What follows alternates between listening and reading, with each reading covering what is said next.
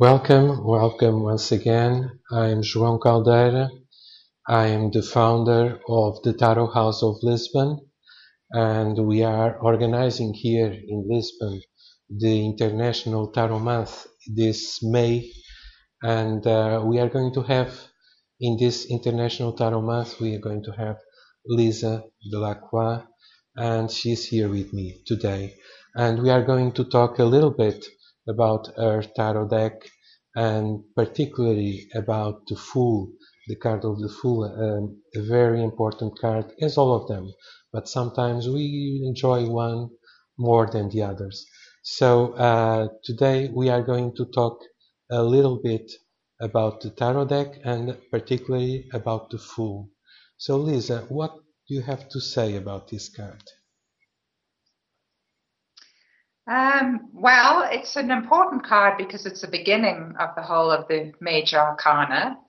And I think that the way that I painted this, I was inspired by the Native American, the Pueblo Indians, sacred clown, which is called the Kashare. And during their religious dances, in between the dances, they always have this person painted in stripes coming out and playing the fool. And he's to really look at life in an alternative way, in a more joyful, playful way, almost with a childlike quality. And so I was really inspired by that. I thought, we take life so seriously, and this card is the beginning of this whole journey of the archetypes. And if we come to the journey with a sense of playfulness, then many more possibilities open up to us. So that was my idea behind the card. I have he's also known as the trickster in the foreground. He's just doing some shadows with his hand, but in the background it looks like a wolf chasing geese, but really it is just the trickster. And there's also a moon back in the card. Why there's a moon in the Fool? What was your idea about this moon? Well, the path leads to the moon, and that's really the path leading through the journey towards completion. And so the full moon indicates the end of the journey, or the perhaps not the end, because some people think that the Fool, being the zero, is both the beginning and the end, and it's kind of a circular motion. And so the moon represents that circle of moving towards completion and then beginning again. And underneath the moon, there's a little boat that you can see. And the boat also appears in quite a few of my cards. And that is a symbol for traveling on this journey, continuing on the journey. It's very interesting because usually the Fool shows sunshine, at least in the Rider deck and in other tarot decks that follow the idea of the Rider one. But you have here a moon, and that's almost, it's not the opposite actually. They have to do, they work together, the moon and sun.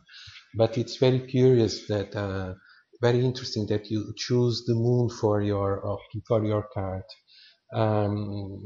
Is there a particular reason? I mean, you already told us about something about the reasons, but this choice between moon and sun, a particular reason for you to choose the moon instead of the sun? Well, I think that the moon also represents mystery. And so this is a very mysterious journey that we're about to embark on through the tarot.